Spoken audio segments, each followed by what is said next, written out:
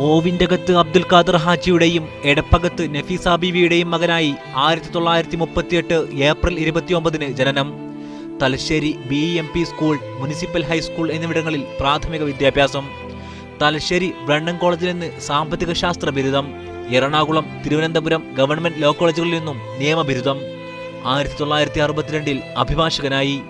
കേരള സംസ്ഥാന രൂപീകരണത്തിന് മുമ്പ് മലബാർ ജില്ലാ MSF ജനറൽ സെക്രട്ടറിയായും രൂപീകരണ ശേഷം 1957 പ്രഥമ ജനറൽ സെക്രട്ടറിയുമായി. 1967 കണ്ണൂരിൽ നിന്നാണ് അഹമ്മദ് ആദ്യമായി നിയമസഭയിലെത്തിയത്.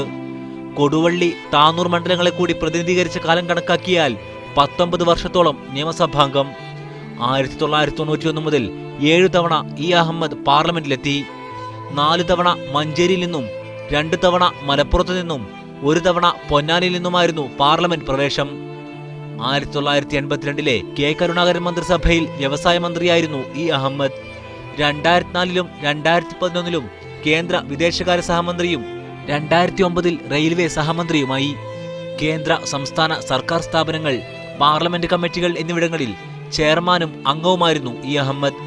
വളപ്പട്ടണം ബില്ലിന്റെ അകത്ത് കുടുംബാംഗമായ പരേതയായ സുഹ്റ ബീവിയാണ് ഭാര്യ. 3 മക്കളുണ്ട്.